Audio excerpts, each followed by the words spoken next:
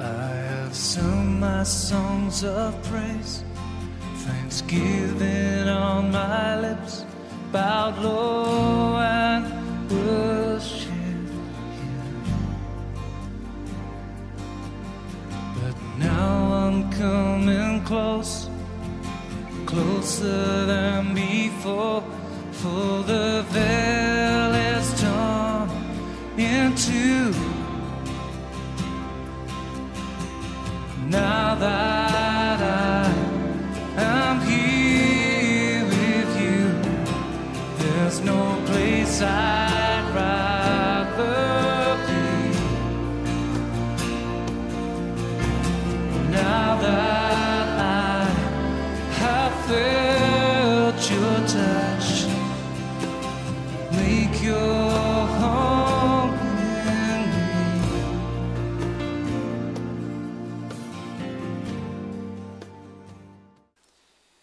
Amados irmãos e irmãs, vamos ao livro de Neemias, capítulo 5. É um capítulo longo,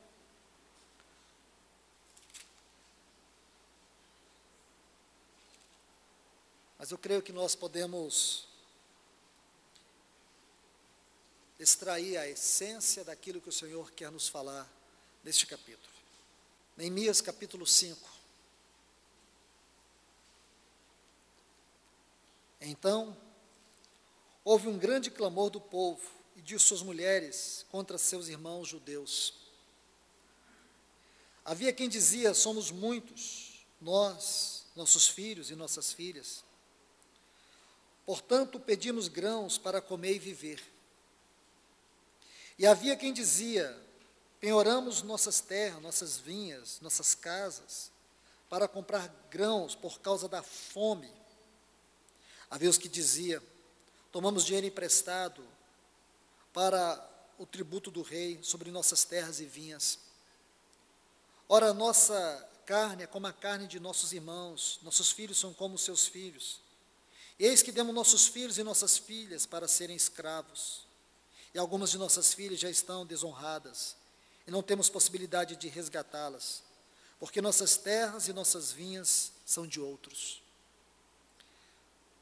Sobremaneira eu me irei ao ouvir o seu clamor e estas palavras. Então meditei e repreendi os nobres, aqui fala da liderança, que estava em Jerusalém antes de Neemias chegar, e os oficiais, quer dizer, os principais. E lhes disse: exiges usura cada um a vossos irmãos? E convoquei entre eles uma grande assembleia. E lhes disse: nós, segundo nossas possibilidades, resgatamos os nossos irmãos judeus que foram vendidos às nações. E vós vendeis vossos irmãos, e os vendeis a nós. Calaram, pois, não tiveram o que responder. E disse: não é bom o que fazes. Não quereis caminhar no temor do nosso Deus, para ser opróbrio de nações inimigas? Também eu e meus irmãos e meus criados lhes emprestamos dinheiro e grãos. Deixemos agora este gravame. Rogo-vos que devolvais hoje suas terras, suas vinhas, seus olivais, suas casas. Perdoai-lhes a dívida do dinheiro, do grão, do vinho, do azeite, que lhes emprestastes. E disseram: os devolveremos, e nada lhe pediremos. Faremos assim como tu dizes. Então convoquei os sacerdotes, e lhes fiz jurar que fariam conforme esta palavra. Também sacudi minhas vestes, e disse: assim sacuda Deus de sua casa e de seu trabalho todo mundo que não cumpra isso, e assim seja sacudido e vazio. Respondeu toda a congregação: amém. E louvaram o Senhor, e o povo fez conforme esta palavra. Também desde o dia em que me mandou o rei, que fosse governador deles na terra de Judá, desde o 20º ano do rei Artaxerxes, até o 32º ano, isto é, 12 anos, por 12 anos, Nem eu, nem meus irmãos comemos do pão do governador, veja. Mas os primeiros governadores que foram antes de mim afligiu um povo, e tomaram deles pão e vinho, e mais de meio quilo de prata. Até seus criados dominavam o povo, mas eu não fiz assim por causa do temor de Deus.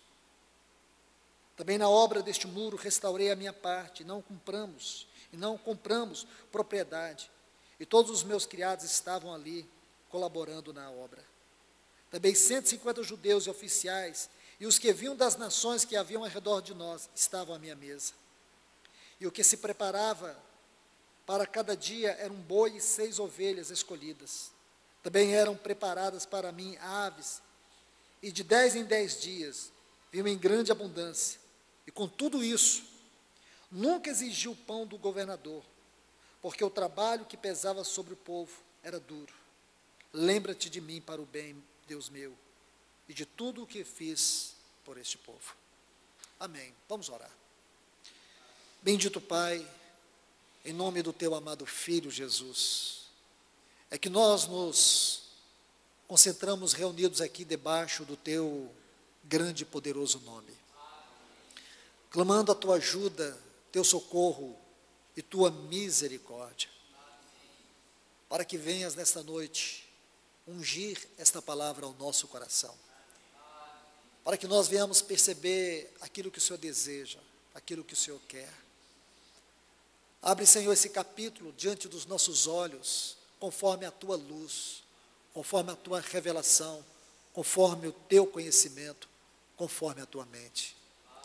Que o teu Espírito Santo, que perscruta todas as profundezas do Senhor, possa nos revelar qual é a mente do Senhor acerca deste capítulo nesta noite.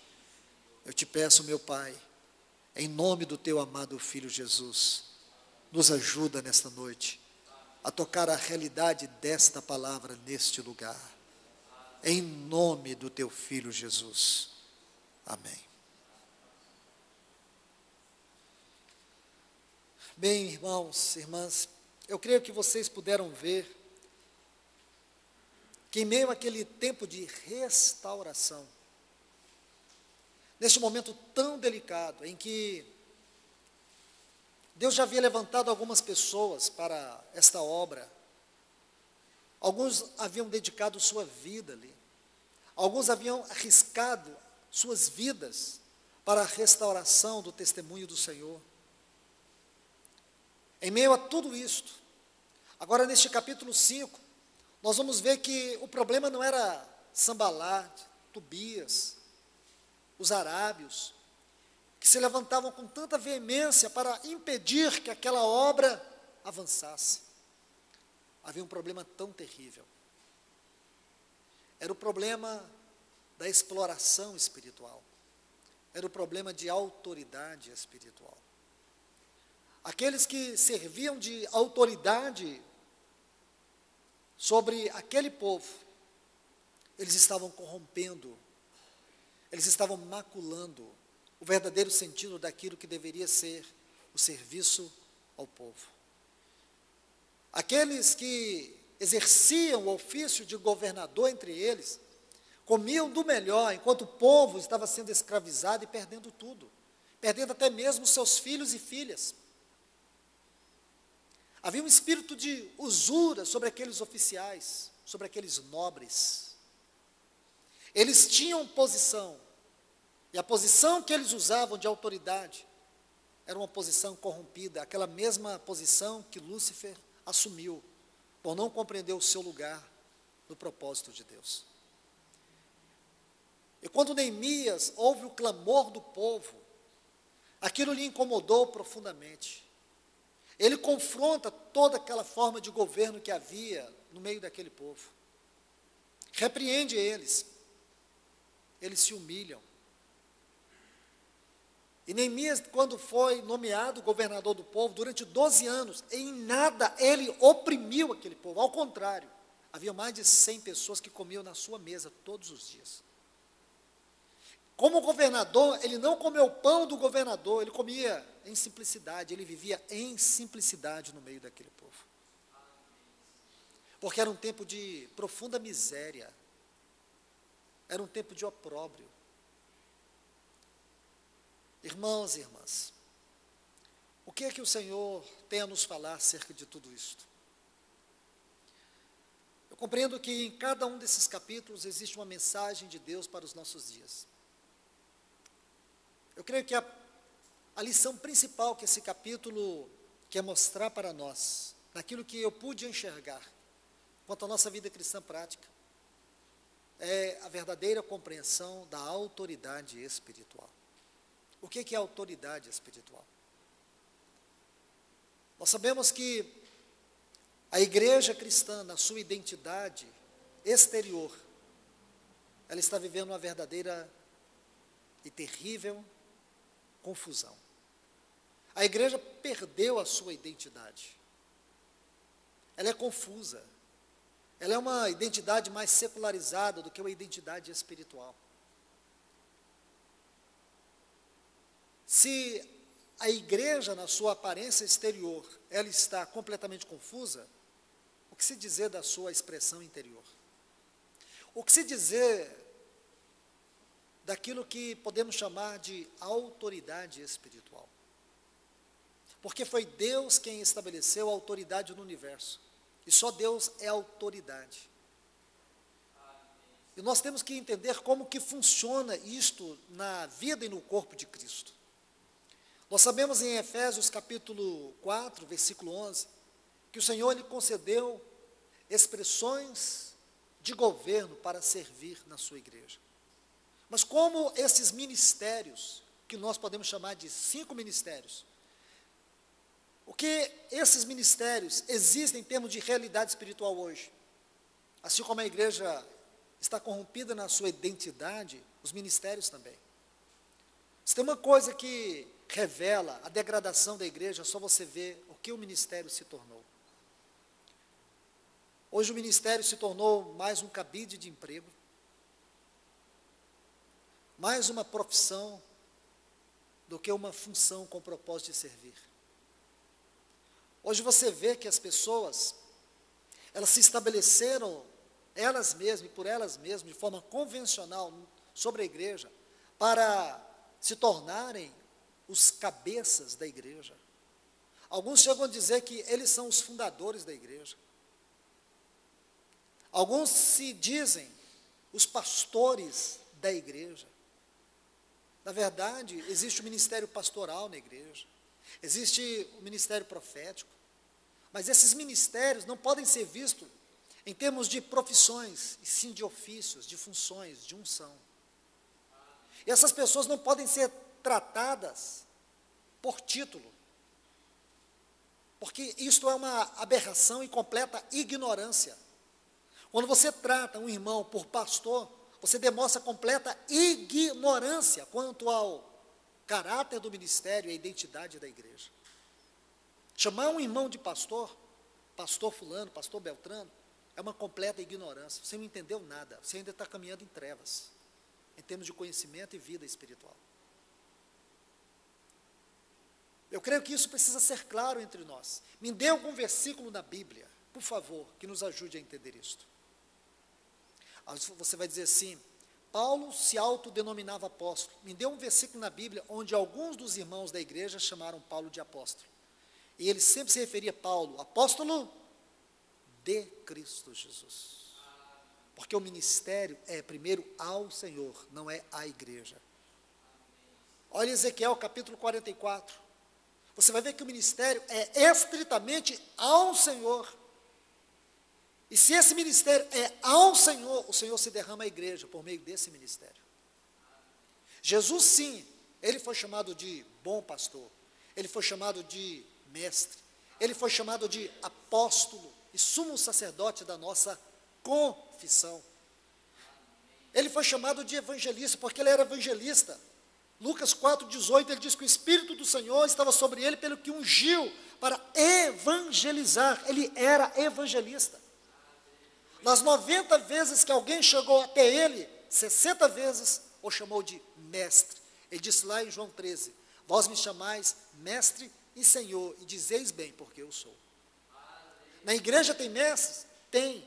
Mas o que são esses mestres? Dons de Cristo à sua igreja. Imagine se, da agora em diante, nós começarmos a denominar os irmãos por título. Então, quem é mestre, a gente chama mestre fulano, profeta Beltrano. Isso é uma aberração, irmãos. Nós estamos perdidos no quesito identidade da igreja e vocação de serviços. Nós ainda estamos completamente perdidos nisso. Como o Senhor vai ter o seu testemunho restaurado entre nós se nós ainda somos ignorantes na prática? Percebe? Na igreja tem profetas? Tem profetas. Na igreja tem pastores? Tem pastores.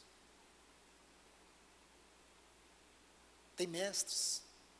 Mas não precisa ninguém tratar por ofício ou por título, porque todos nós somos irmãos.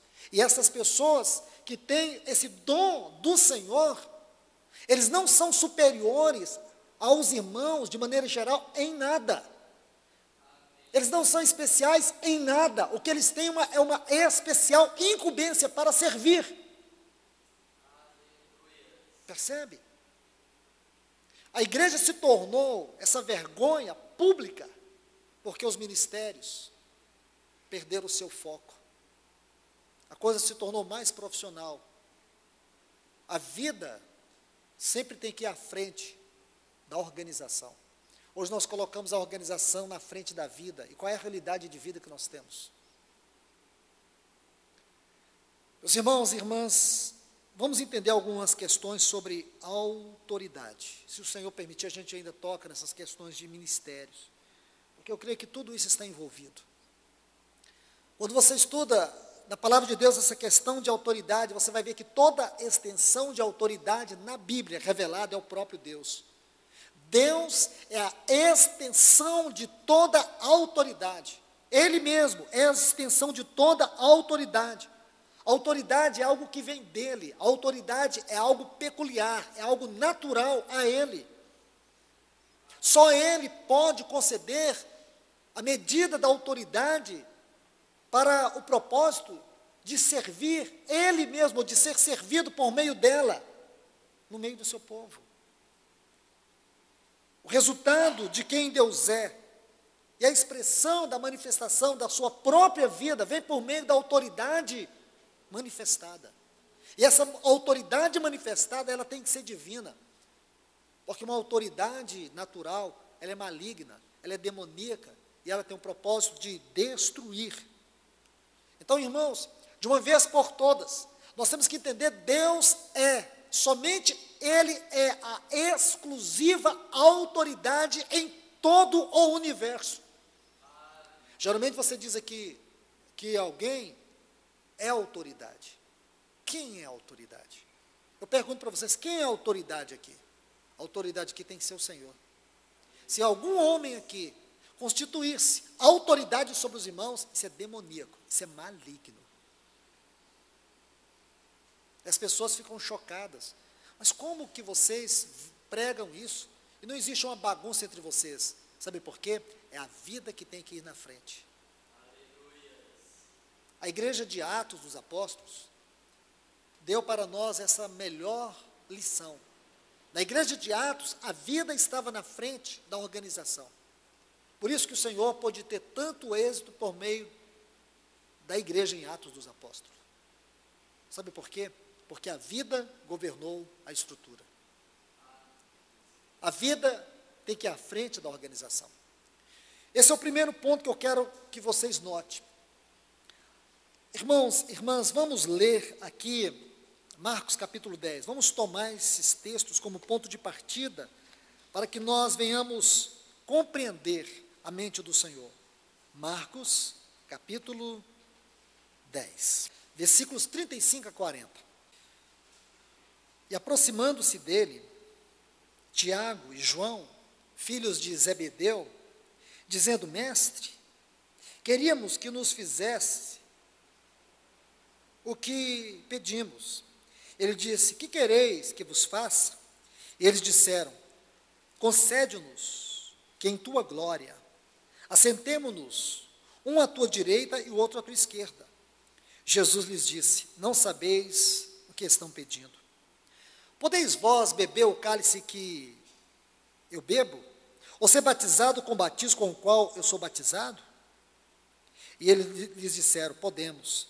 Então Jesus lhes disse: o cálice que eu bebo, vós o bebeis, e sereis batizados com o batismo com que eu sou batizado. Mas o assentar à minha direita ou à minha esquerda, isso não pertence a mim concedê-los, pois isso é para aqueles a quem está preparado. Veja que textos mais importantes. Vamos extrair algumas lições aqui. Primeira lição que eu quero que vocês observem é que esses filhos de Zebedeu, o Tiago e o João, eles pensavam que a autoridade espiritual era uma questão de posição. Eles achavam que sentar à direita ou à esquerda do Senhor era uma questão de autoridade, de privilégio. Irmãos, primeiro vem a responsabilidade. Em segundo lugar vem a responsabilidade. E em terceiro lugar vem a responsabilidade. Só o fato de sermos salvos e o Senhor, em sua infinita misericórdia, colocar sobre nós o encargo de servir alguma área, já é um santo privilégio. Mas a responsabilidade é tão grande que não dá tempo de você descansar-se sobre o privilégio. Esta é uma lição muito importante. Olha o que o Senhor diz para eles: podeis vós beber o cálice que eu bebo? Quando o Senhor está falando isso, o que te vem à mente? Eu creio que o que vem à nossa mente é o que está registrado em Lucas capítulo 22, quando o Senhor Jesus, ele disse para o Pai: Pai, passe de mim esse cálice. O que significava aquele cálice? Aquele cálice era a figura da aceitação da vontade de Deus. Então, o que significa beber o cálice que eu bebo? É aceitar a vontade de Deus, seja ela qual for. E o que quer dizer o batismo, o qual ele se referiu aqui? Nós sabemos que batismo simplesmente significa morte. Vocês estão dispostos a aceitar a vontade do Pai, seja ela qual for? Ele disse: passa de mim esse cálice que eu beba, mas não seja feita a minha vontade, mas a tua. E ele teve que beber aquele cálice. Ele teve que entrar no batismo da morte. Mas o Senhor Jesus disse: vocês podem beber o cálice, vocês podem passar pelo batismo, mas sentar à minha direita, à minha esquerda, não compete a mim conceder. Isto, só meu Pai, para aqueles os quais já estão preparados. Irmãos, irmãs, veja que perigo é este. Quantas pessoas estão buscando isto? Quantas pessoas estão buscando posição e não a vontade de Deus? Quantas pessoas querem ter um título e não perder a sua vontade? Pagar um preço, morrer para os seus sonhos, morrer para o ego. Quantas pessoas estão querendo ser alguma coisa para serem vistos, aplaudidos e aprovados, mas não querem o trabalho da cruz? Percebe?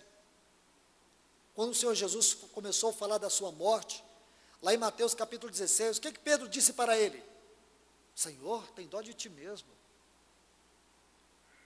Jesus disse: se vocês não tomarem a cruz, se vocês não tomarem a cruz, vocês não podem ser meus discípulos. O caminho da cruz é um caminho de morte, é um caminho de renúncia. Porque ministrar a palavra não é uma coisa tão simples assim, não é um emprego. Não adianta a pessoa dizer que tem habilidade de discursar. Geralmente, esta é uma função que o Senhor concede a pessoas que precisam e necessitam de um profundo trabalho da cruz em suas vidas. Não são seminários que formam pessoas com encargo na palavra. Muitas pessoas fazem um curso em um seminário e acham que estão prontos para pregar. Precisam passar pela escola de Cristo. Precisam passar pela escola de Cristo Jesus. Se não experimentarem o trabalho da cruz, se não experimentarem o quebrantamento, se não chegarem ao fim de si mesmo, o que eles vão produzir é conhecimento intelectual. Então, o que é autoridade? Vamos entender o que é autoridade. Autoridade não é uma posição que você assume. Autoridade é uma questão de vida. Guarde isso. Autoridade é uma questão de vida. Quanto mais vida você tem, mais autoridade existe através de você, em você e através de você. Vamos ler alguns textos aqui em Atos dos Apóstolos, capítulo 13, para que a gente possa ver, na luz da palavra do Senhor, alguns princípios muito importantes. Eu creio que o exemplo que nós iremos usar aqui é muito simples, mas se você permitir, o Senhor vai jorrar luz no teu coração para ver que a autoridade não é uma questão de posição, é uma questão de vida. Atos capítulo 13, vamos ler a partir do versículo 1, quero que você preste atenção numa ordem aqui. Você sabe que neste capítulo inicia o chamado de Deus para Barnabé e a Saulo. A história de Paulo quanto à obra começa aqui nesse capítulo. Então eu queria que você concentrasse os seus olhos na vida de Paulo, especialmente. Está assim em Atos 13:1. Havia na igreja que estava em Antioquia profetas e mestres. Aí vai dizer o nome de cada um deles. Quem é o primeiro? Barnabé. Simeão, que se chamava Níger, Lúcio de Cirene, Manaém, que havia sido criado junto com Herodes, o tetrarca, e Saulo. Dentre esses irmãos, quem é mencionado por último? Saulo. Primeiro, Barnabé. Parece não significar nada, mas eu gostaria que você concentrasse a sua atenção neste fato que está aqui, nesse capítulo 13. Porque você tem que compreender que a Bíblia, a palavra de Deus, ela foi soprada pelo Espírito de Deus. E ela foi muito mais do que escrita, ela é um lindo desenho poético da mente e do coração do Senhor. Amém? Então veja, primeiro você tem Barnabé, e último você tem Saulo. Agora observe o versículo 2. Enquanto estes celebravam o culto do Senhor e jejuavam, disse o Espírito Santo: apartai-me. Quem? Barnabé e Saulo. Veja essa ordem. Barnabé e Saulo. Versículo 7.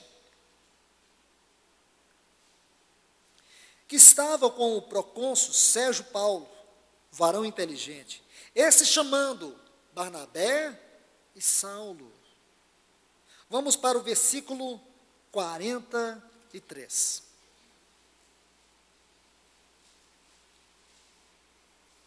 Despedida a sinagoga, muitos dos judeus e dos prosélitos piedosos seguiram Paulo e Barnabé. Agora você viu que a ordem mudou. Os quais, falando e persuadindo a que perseverassem na graça de Deus. Vamos para o versículo 50. Mas os judeus instigaram as mulheres piedosas e distintas, e os principais da cidade provocaram uma perseguição contra Paulo e Barnabé. Agora você vai ver que esta ordem, ela vai se seguir pela história da igreja. Você vê que este Saulo de Tarso, que estava aqui na igreja de Antioquia, quando Lucas menciona a todos, ele menciona dentro de uma inspiração dada pelo Espírito do Senhor. O Espírito do Senhor colocou isso, Barnabé e Saulo. Mas depois, à medida que eles foram caminhando e servindo na obra, o Espírito Santo foi confirmando, porque a medida de Deus é fluir. E o Espírito de Deus fluindo de maneira extraordinária na vida de Paulo, de forma que a autoridade e o governo de Deus foi se expressando de tal maneira na vida dele, que Lucas foi percebendo a direção do Espírito por meio da vida de Paulo. E assim segue Paulo e Barnabé. Estão percebendo isso, irmãos? Parece ser uma coisa muito simples, mas não é. O Espírito Santo quer nos mostrar justamente isto. Quanto mais vida Paulo foi ganhando do Senhor, mais da autoridade do Senhor foi se expressando por meio da vida de Paulo. A maneira de você ter uma expressão de autoridade do Senhor na tua vida é tocando a vida do Senhor. Sem tocar a vida do Senhor, você nunca vai saber como expressar a autoridade do Senhor. Um outro ponto que nós vamos perceber, que esses discípulos, eles queriam ganhar a posição, mas não entenderam que esta posição ao lado do Senhor não é algo que você ganha para si, porque a autoridade é serviço, é doação. Quando uma pessoa entende o que é autoridade, ele toma consciência de que o seu papel é servir no corpo de Cristo. Não é fazer com que os irmãos trabalhem para ele, que a igreja esteja em torno dele, que a igreja está girando em torno dele, gravitando em torno dele. Esta é a maldição da síndrome de Lúcifer. Você vai ver pela palavra de Deus que a autoridade é doação. No mundo secular hoje, quando você olha a realidade contextual do mundo hoje, no que concerne a autoridade se baseia no ganho. Se alguém exerce autoridade em algum lugar, você vai ver que essa pessoa, ela tem um lucro nisso. A sua autoridade é lucrativa, ela começa a exercer domínio sobre as pessoas, mas isso reverte em ganho para ela. É um lucro para ela. Isto é, se eu tenho autoridade, eu forço as pessoas a trabalharem para mim. Eu forço as pessoas a fazer o que eu quero. Eu passo a dominar as pessoas.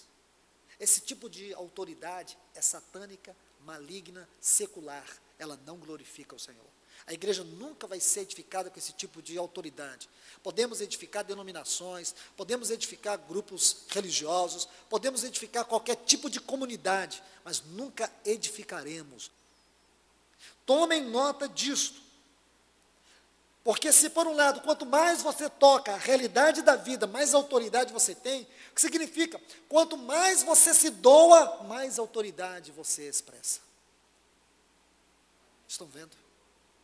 Quanto mais você se doa, mais autoridade você expressa.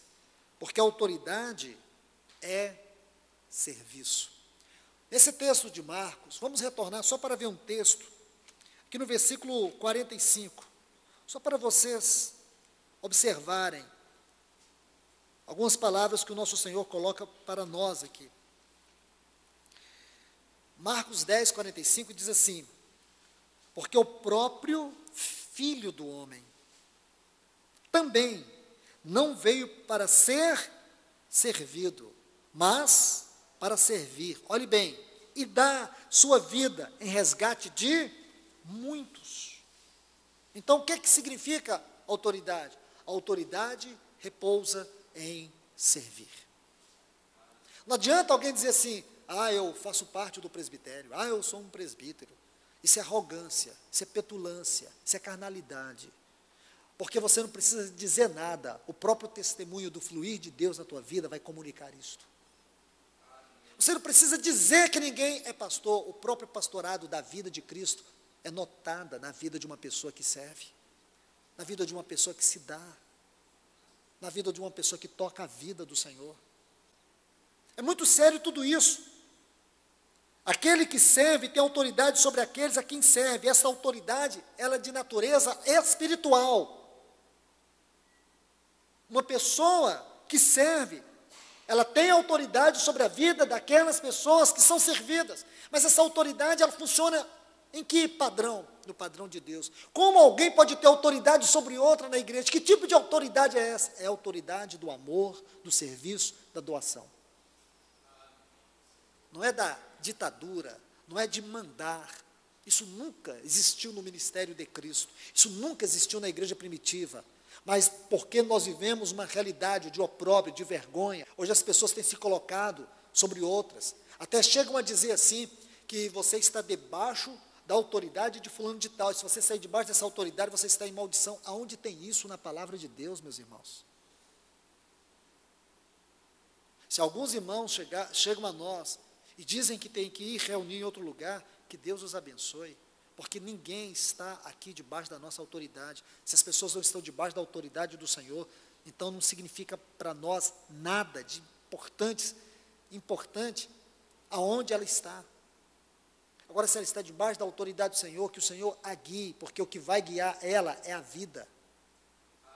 Ninguém está de forma compulsória debaixo da autoridade de alguém. Se o Senhor, pela vida do seu Espírito, pelo governo dos ministérios, porque isso tem a ver com a mão de Deus, se a sua mão não está abençoando a sua igreja, então o que existe é simplesmente um entretenimento religioso. Nós precisamos ser resgatados disso.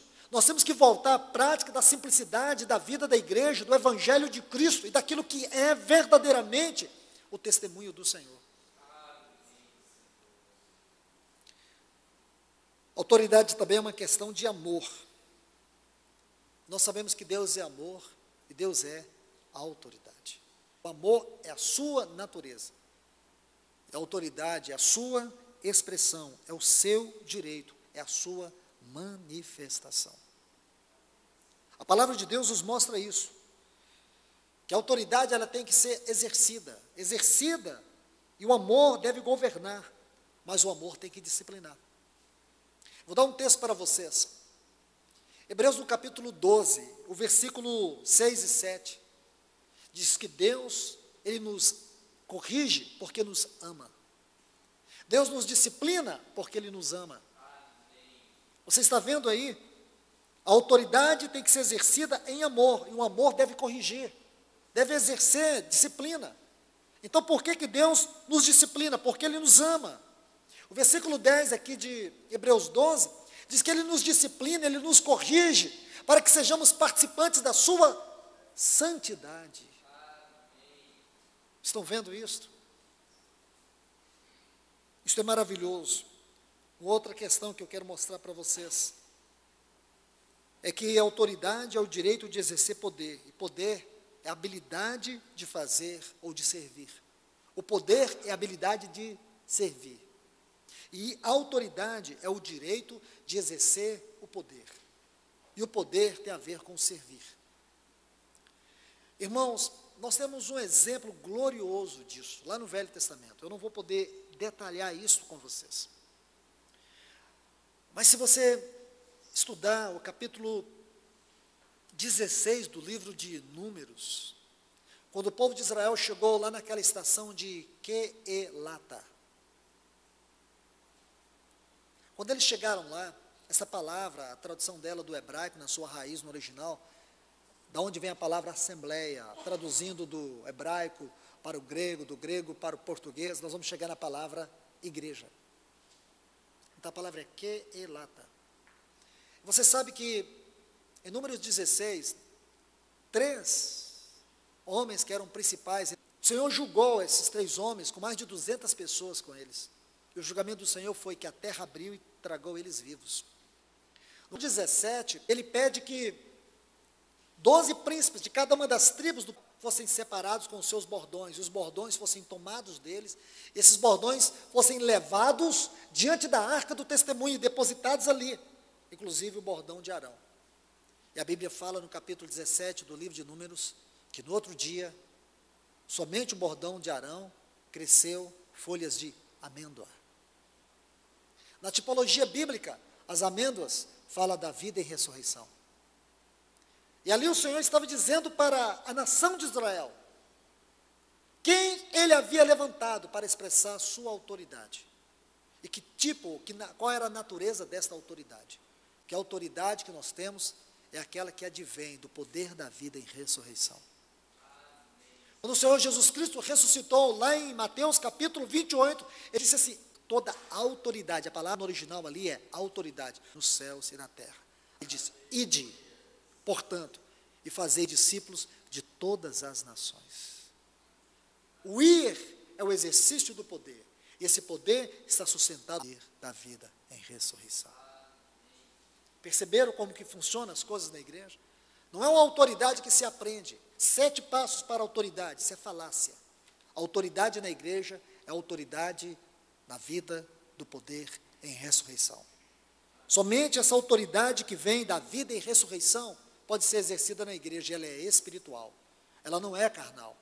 Não adianta alguém ter capacidade de administração, capacidade de liderança. A liderança na igreja, ela é espiritual, ela não é humana. Deus se move por meio dos homens, mas de uma forma que os homens precisam ficar escondidos de trás da cruz de Cristo, e Deus é que tem que ser visto e servido na sua igreja. O contrário disso, nós vamos gerar uma igreja pagã, porque foi o paganismo, foi a perversão do cristianismo, que foi substituído pelo paganismo católico, que gerou um clérigo dentro da igreja. Vocês se lembram, por favor, venham comigo aqui, no capítulo 2 do livro de Apocalipse.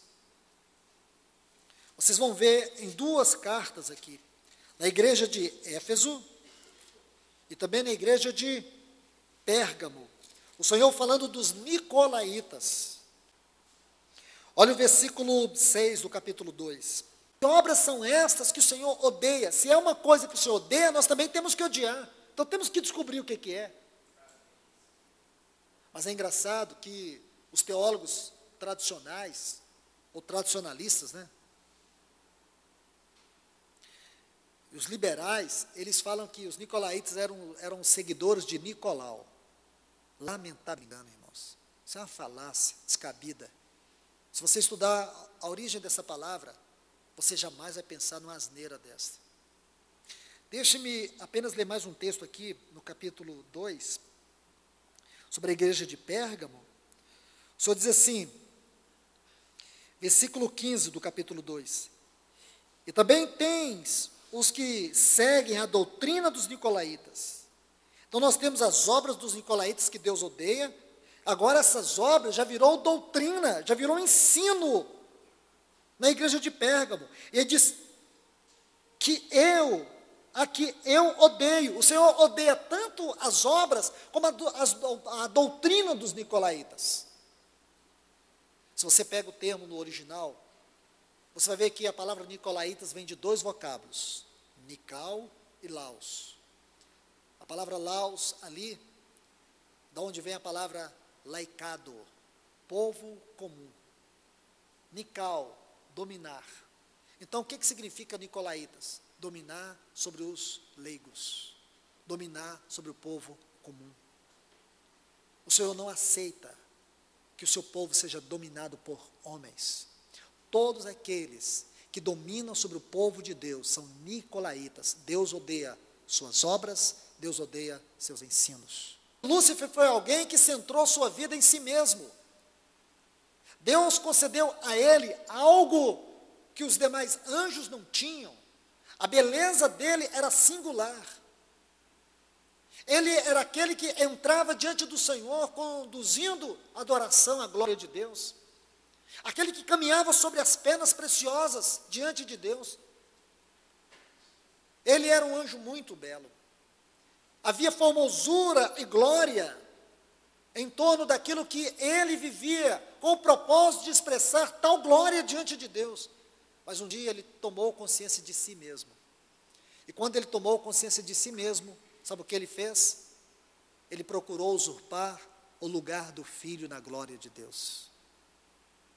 Irmãos, quando nós começamos a tomar consciência de nós, do nosso próprio homem caído, adâmico, almático, nós somos possuídos por esse caráter maligno de nicolaítas. E passamos a usurpar o lugar do Senhor na vida da sua igreja. Às vezes os irmãos da simplicidade começam a conferir a nós uma glória que não pertence a nós. Foge disto. Se esconda de trás disto. Deixa o Senhor te conduzir, como Ele conduziu Elias para Querite, para que você não fique debaixo de holofotes. Porque senão o inimigo vai corrompendo vagarosamente o nosso coração, criando brechas, criando fendas. E às vezes você aparentemente passa a rejeitar certos aplausos, certos elogios. Começa a adquirir-se um significado de importância, às vezes até inconsciente no meio do povo de Deus. E o povo vai te dando isso. O povo vai te dando aplauso, reconhecimento. Porque o povo pode dar o que ele quiser, você que não tem que aceitar. Você tem que se gloriar debaixo da cruz de Cristo Jesus. Irmãos, esse é um caminho muito perigoso, o caminho dos nicolaítas, a doutrina dos nicolaítas. Então, aqui, em 2 Coríntios, capítulo 10, quero tomar um exemplo de Paulo, para que vocês entendam qual é o propósito da autoridade espiritual. 2 Coríntios 10, Paulo vai nos mostrar qual é o propósito da autoridade espiritual. Versículo 8 do capítulo 10, de 2 Coríntios. Se você estuda esse capítulo 8, você vai descobrir que Paulo, ele está aqui de forma veemente,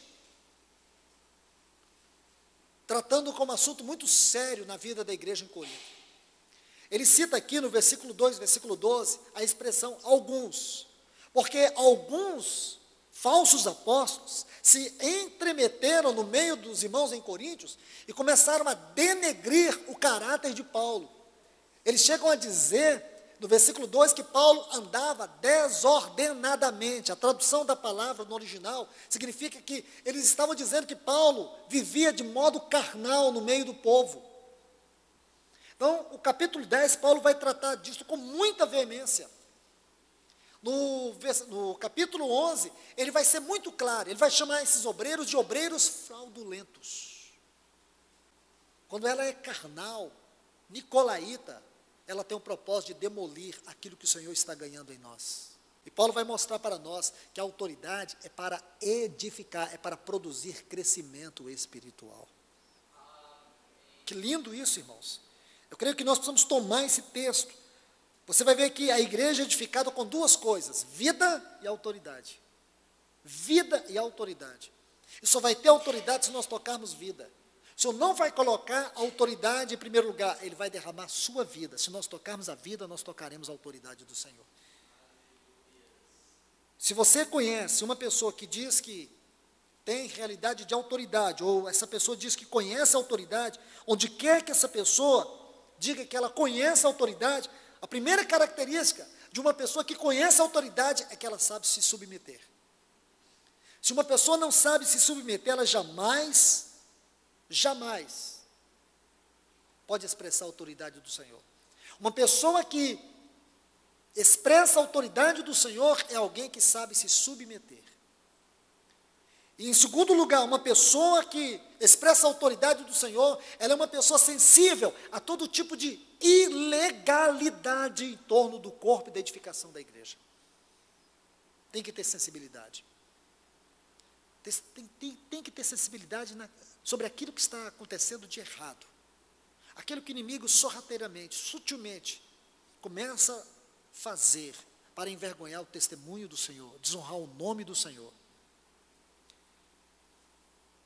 Então, irmãos, irmãs, eu quero colocar alguns princípios aqui, para que a gente possa terminar por hoje. Vendo a palavra de Deus, nesse maravilhoso texto que Paulo colocou para nós, aquilo que a gente viu lá em Apocalipse capítulo 2, Marcos capítulo 10, todos esses textos aqui, e tudo que você puder tocar em termos de autoridade na palavra de Deus, tudo isso pode ser resumido em dois princípios. E esses princípios é que nós temos, de maneira muito prática, viver, evidenciar isso na nossa vida. Então, o primeiro princípio que eu quero colocar para vocês é nunca pense em nenhum momento que, porque Deus concedeu autoridade, você se torna autoridade. Ninguém se torna autoridade porque Deus lhe confiou a autoridade. Você nunca é autoridade. A autoridade é só o Senhor. Estão entendendo? Isso é um princípio. Porque o Senhor lhe conferiu autoridade, não significa que você é autoridade. A autoridade é sempre o Senhor. O segundo princípio é, não importa quanta autoridade Deus lhe conferiu com base na sua vida. Não importa. Sempre que estiver sem tocar a vida de Deus, ou quer dizer, todas as vezes que você expressar autoridade sem tocar a vida, significa que não existe nenhuma expressão de autoridade. Você está vivendo na sua própria carne. Você está vivendo conforme a sua carne, e não conforme Deus quer. Isso é muito sério. Porque Deus não nos dá uma autoridade absoluta, Deus nos dá uma autoridade limitada. Ninguém é absoluto na igreja. Nós vivemos uns dependendo dos outros. E o mais interessante no serviço é que quando alguém funciona de forma adequada no corpo de Cristo, você funciona dando abertura para que outros funcionem também. Você não funciona de forma absoluta, que ninguém mais é necessário. Percebe?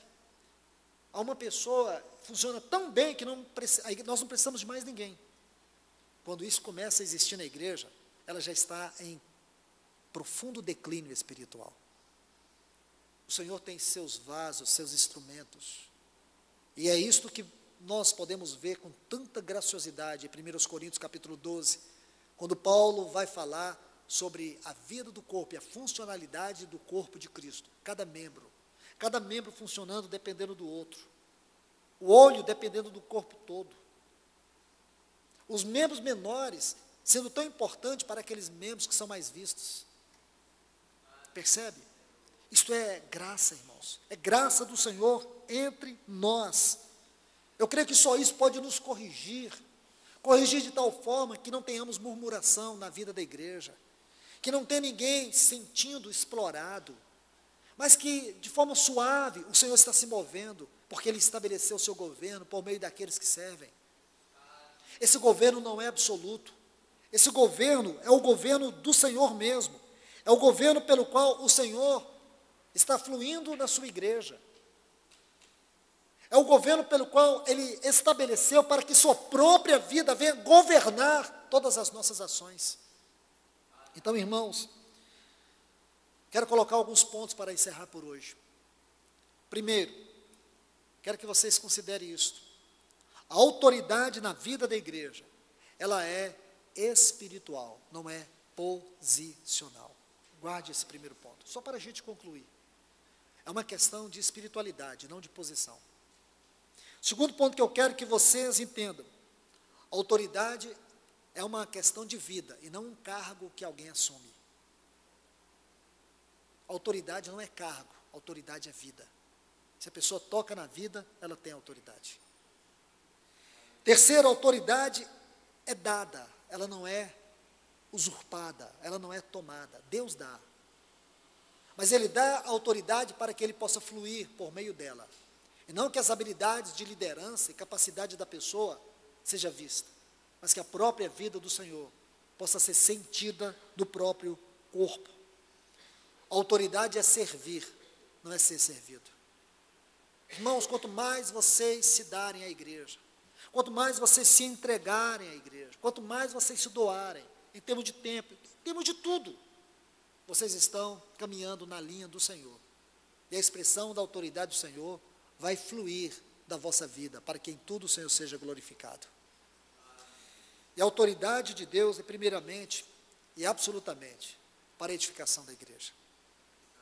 Que o Senhor nos abençoe, que o Senhor nos corrija naquilo que ainda somos faltosos, para que Ele tenha liberdade entre nós, para agir como Ele quer, para que a expressão da sua igreja, da sua identidade, e o caráter do ministério cristão, seja visto entre nós, coroando a glória de Cristo, a sua centralidade, a sua pessoa, para que em todas as coisas, o nosso bendito eterno Pai, possa nos guiar, possa ter caminho em nós, possa ter todo isto. Que Deus vos abençoe.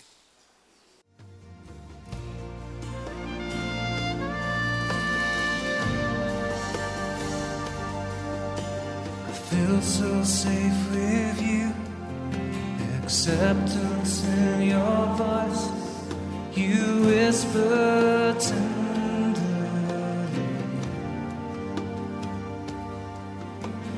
You are my beloved, chosen one, my friend.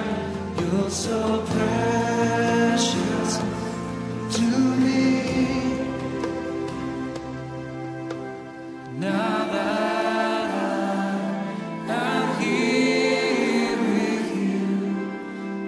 no place I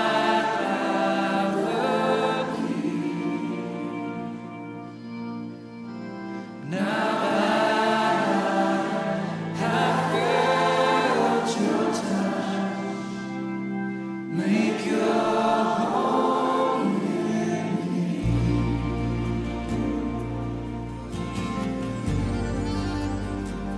Make your home in me.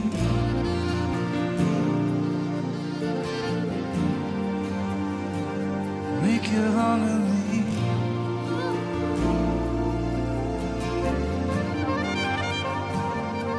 So will you come?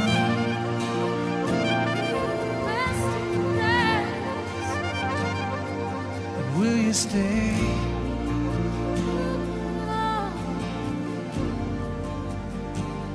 Make your home in me.